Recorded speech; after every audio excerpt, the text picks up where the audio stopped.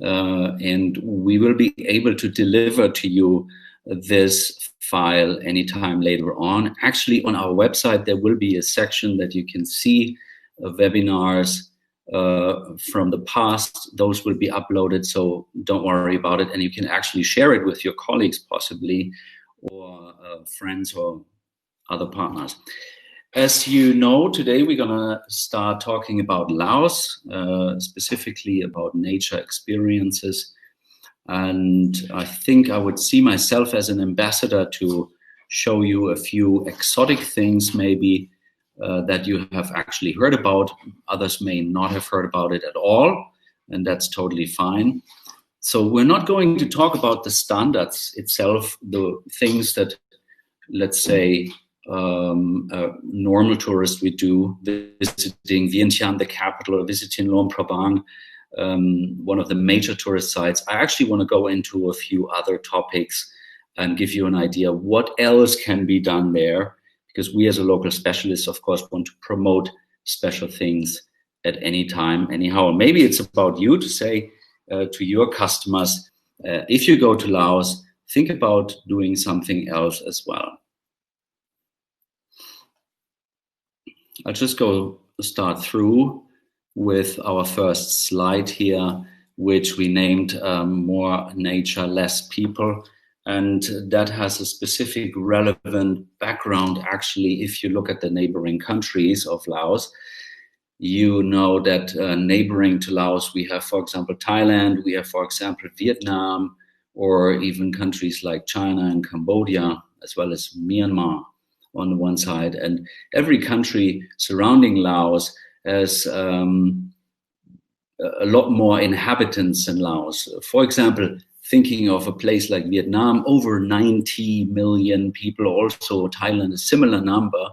For Laos, we actually count only 7 million inhabitants. That means a broad majority of the landscape is pretty much untouched, and there is a lot of nature. You don't find big cities with sky-rise buildings. You find a lot more village places, which is what we will going to talk about today. Before we head into specific places that I'm going to talk about, I want to give you a short overview of connections, especially those who have not been there or have not been familiar with the location itself. This could be interesting to see the map. I don't know if you can see my mouse here. You can see Chiang Rai in Thailand. You can see Hanoi in Vietnam. You can also see a place here, Bangkok, which is probably one of the big hubs for everyone traveling to Laos. And we also included the flight times here. So even from Singapore, it's roughly 3 hours to get to Luang Prabang, which is a good starting point to then extract different activities to go out into nature place. Prabang, LPQ here on the map, could be one of the first places you could go to.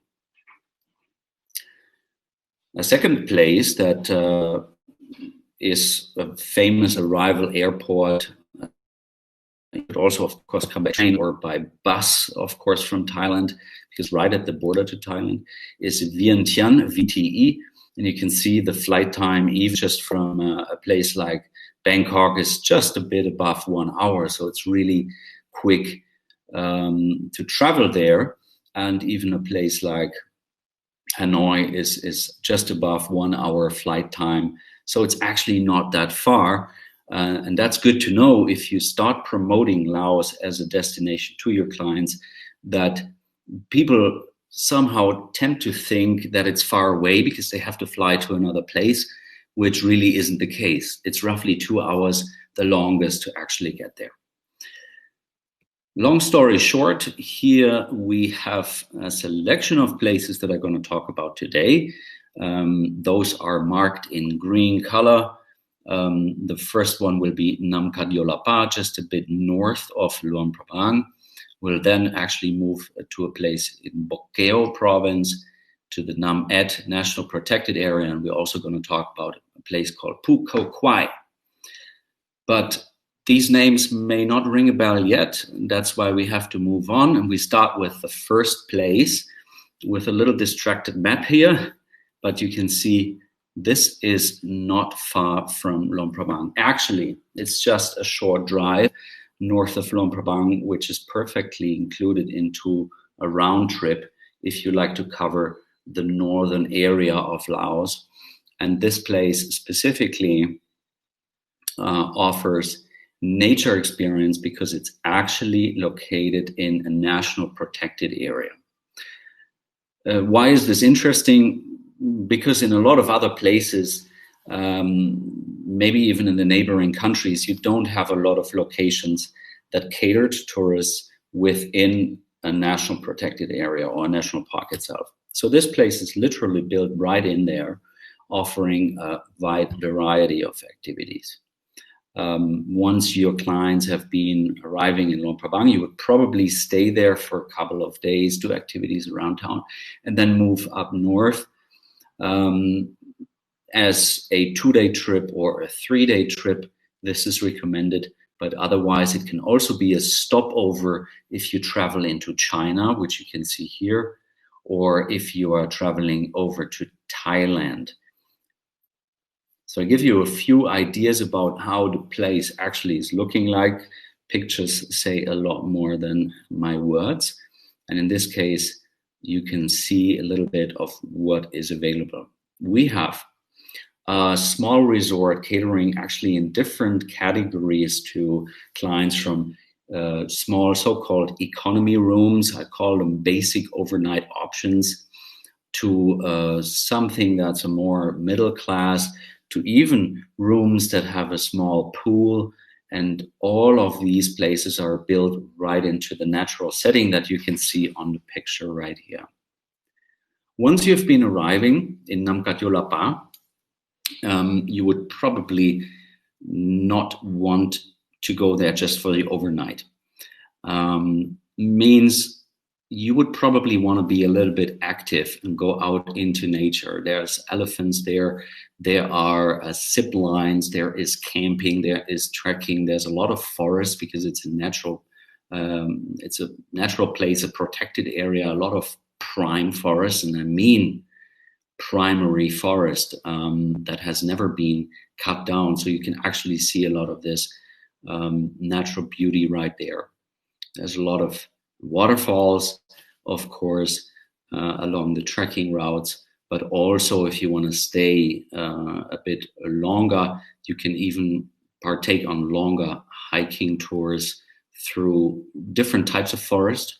There's different types because it goes up into a certain altitude, and you can go over bridges and ropes. There's also zip lining there, but also other activities such as camping, for example. In terms of accommodation, this is a good image to show you what is available there. So don't think because it's right into nature, it is a basic place. It really isn't. There's a lot of, let's say, diversity from the economy rooms that I don't have a picture of right now towards the first class or high class accommodation that you can actually see right here. So what you see in the picture here is actually the highest standard of accommodation, and that's how it's going to look like. So in a nutshell, this is a place that really combines some part of luxury on the one side to on the other side, in contrary, some activity and adventure. So you might go out sweating and exploring nature in a very, very active way, but you have this perfect mixture that you can actually stay overnight in a very beautiful setting that's catering to tourists who like a little bit of standard, let's say it like that. And that's in very contrary to another place that we're going to talk about in a minute. First of all, I'll give you a short overview in a nutshell. You can read that, I hope. Otherwise, interesting would be for you to know what else to expect there. The price tag is between somewhere 40 to 200 US dollars a night. So it's not exactly a cheap experience to take part in. And you should definitely take in at least 2 nights to actually be able to experience some of the nature activities.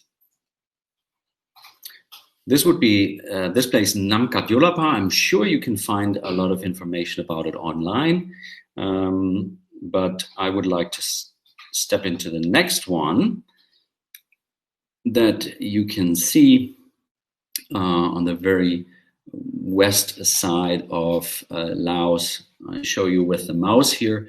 One place that you might know is Houay Xai, which is a border town between Thailand and Laos. Very close by, you might recognize on the map here, this is actually Myanmar. It's not written in there, but I just let you know. And in this area, there's a lot of nature. Again, this is the whole topic we're going to talk about today. And this place has something very specific. First of all, how do you get there? Of course, you could travel literally from Luang Prabang to a place like Kat Yorlapa, take another few hours by car, passing a place called Luang Namtha, and then going to the Bokeo province, to this area. Bokeo is not actually the name of a town, it is actually the region, because the place that I'm going to show you does not have a name as such, because it's not an actual village or town. It is more an activity place to go to. So you could actually come from Luang Prabang, take this route, or you would enter from, for example, Bangkok, Chiang Mai, Chiang Rai, and then move to the border town in Thailand, which is called Chiang Khong, and move into Laos.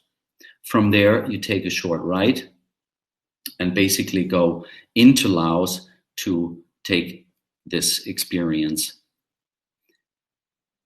It's a little bit specific because not everybody is up to the real adventure, and this picture gives you a little bit of an idea how it could look like. It does not always look like this. This is in the wet season. This picture is taken in a rainy season or the green season, and things definitely get a little bit more adventurous at that time of the year. We're actually talking about a time from, let's say, May to September, which is the rainy season or the green season, as we call it. And this place is so far into the protected area in the forest that you have to take a 4x4 Jeep or car to actually get there. So you cannot just take a normal vehicle to get in there. But what is this place about? This place is actually called the Gibbon experience. Gibbon is a type of monkey, and experience really says what it is. It is about an experience of nature. And what better way would be there to experience nature, not from the floor, let's say on the lower ground, on the earth, but actually taking it in from a top view, because in this experience, in this excursion that can be as long as 3 days, you're actually going to live above and in the trees. You can see on this picture the tree houses, and those houses and platforms are connected with zip lines.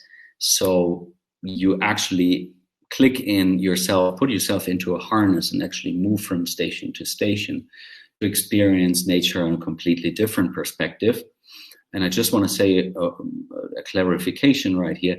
This is not a normal zip line as you see it in other places. You go there, take half an hour, take a zip line and go out. This is actually meant to spend literally 2 or 3 days there. Hence, you of course have to stay overnight there, which means there's a lot of logistics behind it. You're actually going to travel from a meeting point into a 4x4 Jeep into that protected area, and then you're actually moving into the protected forest where this experience is happening.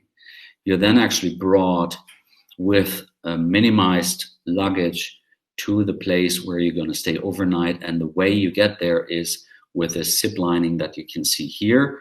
There's experienced guides that take care of you. You get a lot of explanation on how to do it. And out of our experience and the people who have joined us so far, it's good for old and young. Of course, you have to be a little bit of sportive or adventurous, to say the least, to be able to do that or to even enjoy that, because it really has a rustic charm to it. You can see on the picture here, it's another platform. And actually, this is the platform you're going to stay at. You might have wondered, where do I actually sleep? So in contrary to the first place that I have shown you in this session, this place has an overnight option that is literally built into nature. No concrete structure, there's no foundation dug into the soil. This is actually built into the trees. That's very special, to say the least. It might attract a lot of people, and other people might think, no, not for me. And that's fair enough. It's not for everybody, clearly. Looking at the structure you have for an overnight stay, the word rustic is probably the only word that really meets it. You could even say it's a little simple or even basic, because you have a large platform where you have mattresses and mosquito nets, and privacy isn't really given in terms of if you want to go on a honeymoon or something, maybe that's not the right place, let's say. The picture explains a little bit on how this is looking like, and also the way we eat or drink and have our food is a little bit different to what you would experience in a normal restaurant in a hotel. So you basically have a fixed meal, and it is served in a Lao way, sitting very low near the floor. The nutrition is, let's say, a lot more nature-based. You will have sticky rice, bamboo, and a lot of natural food, so to say. Certainly an adventure, and not only an adventure, it's called the Gibbon experience because of this animal that you see here in the picture. You will probably not see any of these animals as you go there, but you might as well hear them in the forest as they are, I don't know, do you say screaming or do their monkey noises? You'll probably hear them across the jungle. And plus, the whole experience is not a very quiet one. Actually, living in the jungle, and especially above in the jungle, is fulfilled with a quite amount of nature sounds.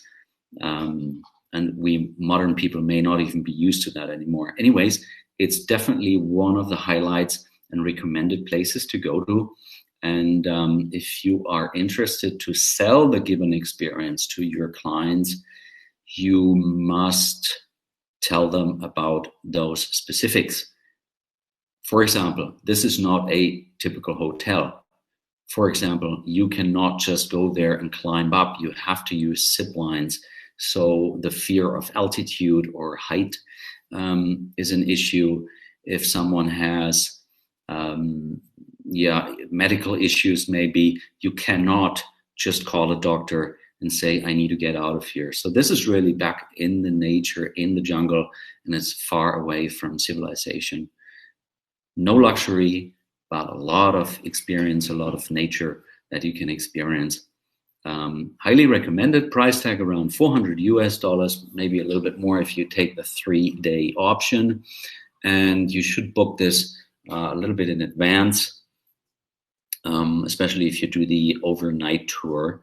So places, sleeping slots are actually limited.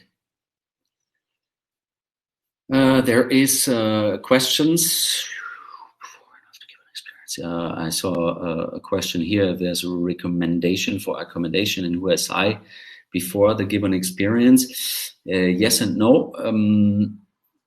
I'll just take this one question because it's a very legit question. As you travel from, let's say, Chiang Mai or Chiang Rai, usually we do recommend people to stay on the Thai side in Thailand, in Chiang Khong. There's a few good hotel options. In Houay Xai, the hotel options are a little bit more basic, I would say. On the other end, if you travel north, coming from Luang Namtha, we usually take a place that's called Suela Guest House. It's called guest house. It's not a real hotel as such, but very decent, clean, somewhere around $30-40 maybe per night accommodation. Definitely available and not an issue. So you can actually travel early across the border, or you start traveling early from Luang Namtha to do this type of activity. Any other questions later on, please? We'll just continue to go through to our next place, which you see here in the east. Actually, the red area more or less indicates the national protected area. It's actually called Nam Et Pu Leuy protected area. We just call it in short Nam Et. And as you can see, it's basically between a place called Luang Prabang and Sam Nua. So it could be very well used when you're traveling from Vietnam, from, for example, Hanoi, traveling over the border. You would come in here. You can go into that experience. Or if you travel from Luang Prabang. Like I said in my first sentence here, it's really not as easy to get there. But many places in Laos aren't easy to get there, so that's no reason.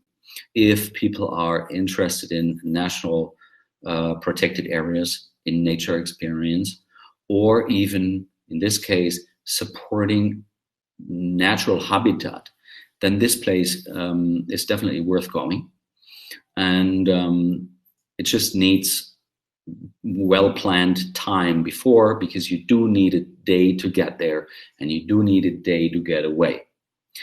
Nevertheless, it's definitely worth it, and it is a specific tour that was started by the Wildlife Conservation Society, WCS, and this NGO works for natural animal protection. Their idea was to stop hunting for tigers. And here's already a keyword that I have to talk about a little bit more, because in this national park, there are actual tigers. I'm not kidding you. I'm not making a joke. There are actual tigers in this protected area. And this safari was made, or this activity was built to give people access to a nature experience. Wildlife spotting. While they don't want to see tigers, you do see other animals, but I'll give you a little bit more input on that in just a second. It was just important for me to outline how to get there from Luang Prabang with the stopover in Nong Khiao, or if you're coming from Vietnam, for example, over Sam Nua. This is a picture taken from a drone, so there's actual prime forest that was there since ever, so to say, and there's very little influence from human activity. So you're actually driving into this national protected area with a boat. There's no road access. You actually have to take a boat to get to the national protected area, and while you do so, there is a camp built up in the national protected area from where you start your activities. So you take a car near the national protected area, then you get into a boat, into a camp, and from the camp, you actually start the activity into the national protected area. So it's a little bit of a preparation, a little bit of a way to go, but definitely worth for people who like nature.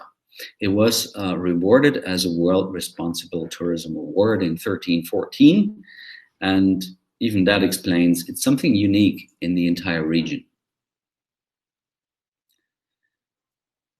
This is actually a picture taken not by a tourist, of course.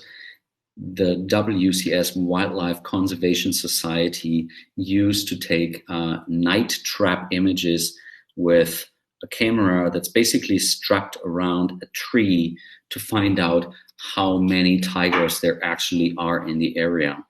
What they also did, they took DNA tests of the poop basically finding out how many families or strings of unique families are actually living in the area. And there are wild numbers floating around, but from an insider, I heard there's definitely around 30, 40 something individual animals, tigers still roaming in this area. You don't want to see them. And if you sell this to your visitors or your guests, don't make them believe that they're going to see a tiger. They don't want to see a tiger. This is not the intention of it. But it's an interesting fact that in the area there are still tigers, and that we can definitely say. The project want to fight the illegal hunting of tigers, and they want to bring awareness and tourists into this area for an alternative income. So a lot of the people who work in this project or in this experience earn money through tourists who go there. So if you want to be part of that, or you want to promote this to your clients, this is a good way to say, with this tour, you're actually supporting a very good cause in protecting wildlife and tigers.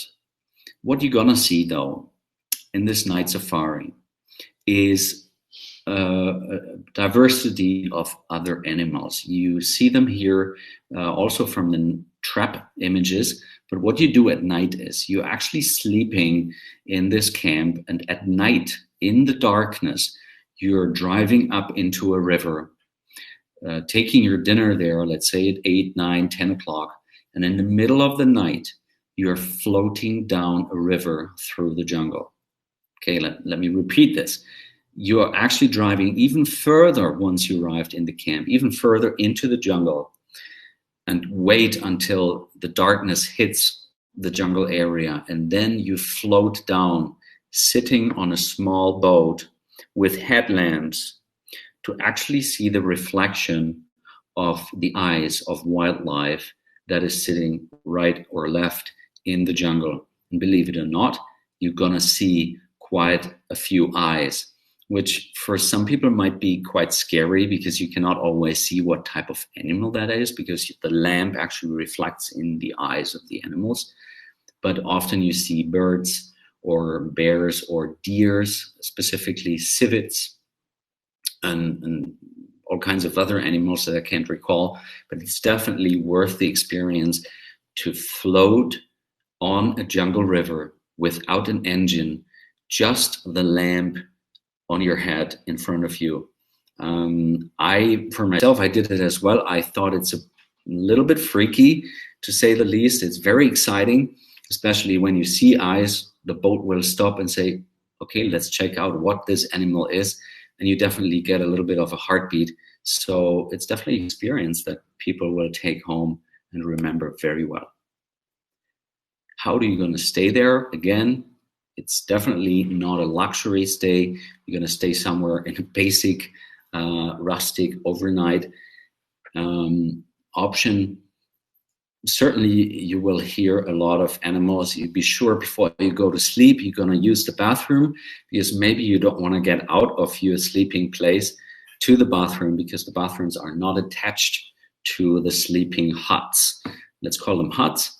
Actually, this one is a hut. That's a platform above the ground.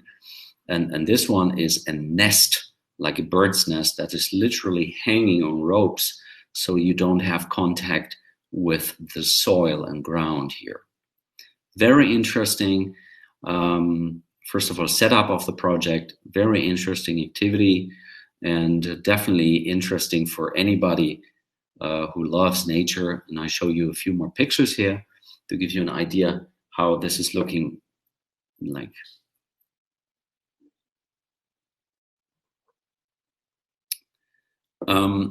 If you want to know a little bit more about this, there are actually a few videos online that I will not show you right now, but you can later look at the place. Remember Nam-et or Nam-et night safari, that's the term. And in the internet, you do find a few videos and a few personal statements about the experience. It's definitely recommended if you have enough time and if your clients are interested in nature. In the nutshell, we have an internet issue. Do you see the slide here?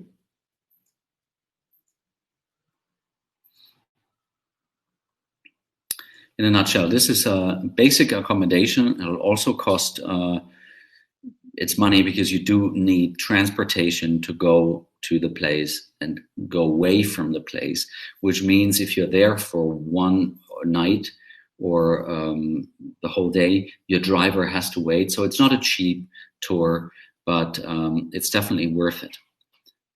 Further information can be given to you later on if you'd like to get a sample tour. But let's do the last activity that I'd like to show you. Again, I marked the Vientiane province in here, and just a little bit outside you have another protected area that's called the Pukao Khouai. Pukao Khouai is a little mountain chain that's slowly rising up from the Mekong Basin, going uphill with a lot of natural habitat as well. And we have one specific tour that we like to recommend. This is not a place you're going to stay overnight. The nice thing about this tour is you can actually stay in Vientiane capital. You choose the style and type of accommodation, and you do a visit as a day tour. This tour is dedicated less to animals and more to the flora and fauna with a specific topic, such as called the orchids. In this forest and in this area, you can find a lot of different types of orchids. So it's called the Orchid Trek. And within this, you see a lot of different types of plants. That's the whole story that this excursion goes along. So educated guides actually explain you a lot more about these flowers and these plants. And even if you're not into a botanical hobby, or if you don't have a green thumb, this definitely is interesting still, because you really are amazed about how diverse and how different orchids are living, and how they are actually living in this microcosmos in a forest, changing literally every 20 minutes as you walk through the jungle. Really quite interesting. Again, this is not overnight. This is just a day excursion. Hence, anybody who is fit enough to walk can do this. This is no steep climbing or any mountaineering type of activity. You see in the picture, even families can do it. The only downside can be, depending on the season, it can be quite hot, because we're really not up into a mountainous area like in the other places that I've shown you before. This is much lower altitude. That means it can be a lot more hot.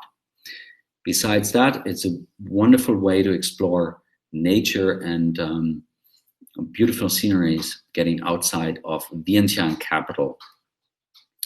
Again, in the nutshell here, you see this information. We will give you further info as you requested later on. But it's a nice day trip and can be combined or included in basically any type of tour that you do in Laos. Last but not least, very short topic here is a new road, a new connection, because we gave you a little bit of information about the flight connections, but not everybody wants to fly from place to place. And it used to be a difficult task sometimes to get to northern Laos. Namely, the first way to do so was traveling from Thailand to Vientiane, and from Vientiane going up north to Luang Prabang. And the other way usually was going through northeastern Thailand, crossing the border, and then again taking 2 days or so to get to Luang Prabang. Now we actually have a new border crossing that's available with a modern road. A new road that was basically cut through. So before, we used to travel from Luang Prabang to Sayaburi, kind of driving a triangle, which takes a lot longer. Now we have a new road cut through, going to Hongsa area as well as Pak Beng, and to the border crossing here into Nern province, into this or district. And actually from there you can further go along to Chiang Mai.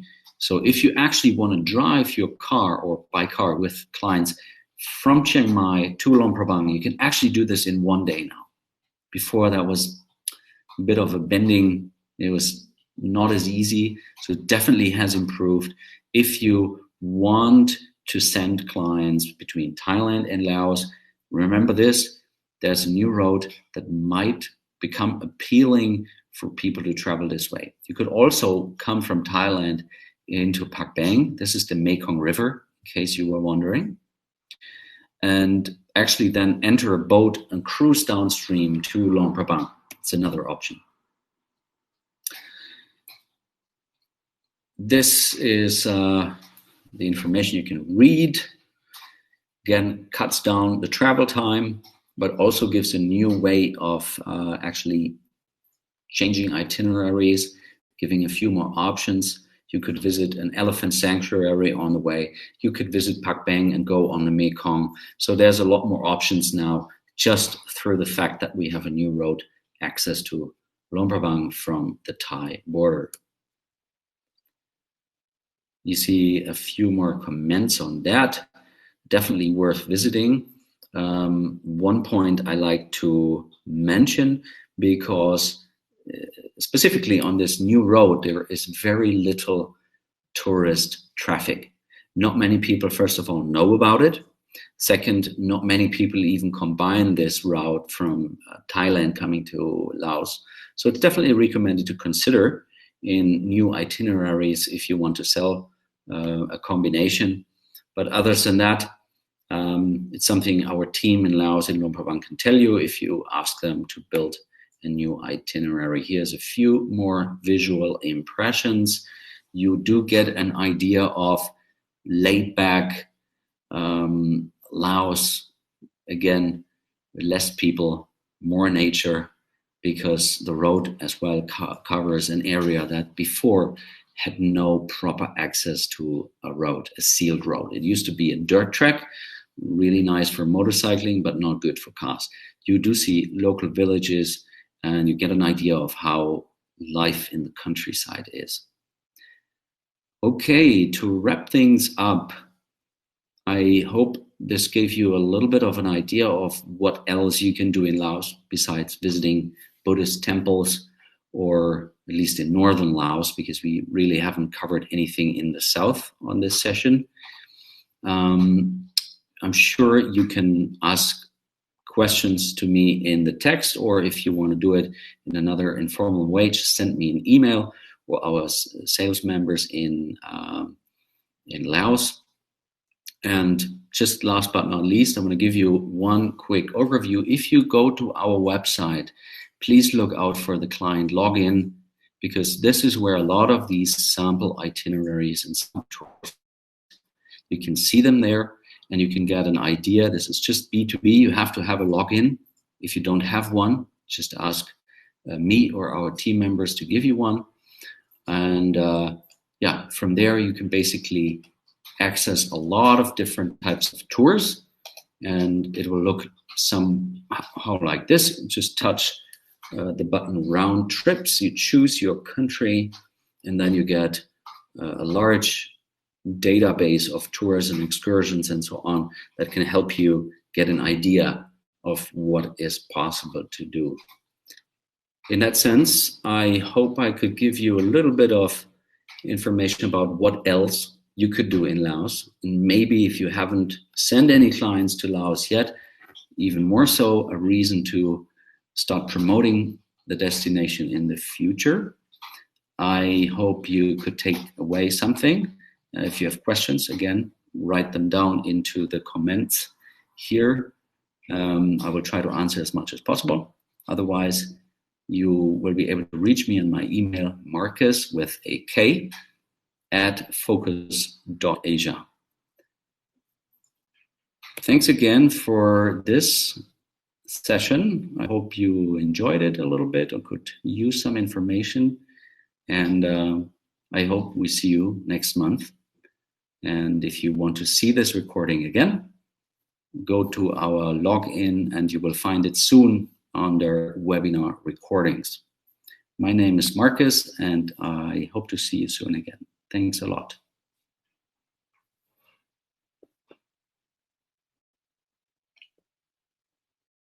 A lot of thank yous. Thank you too.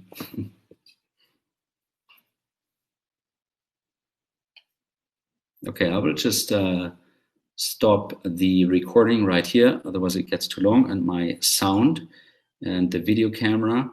Thanks again, and I hope I see you soon somewhere. Bye.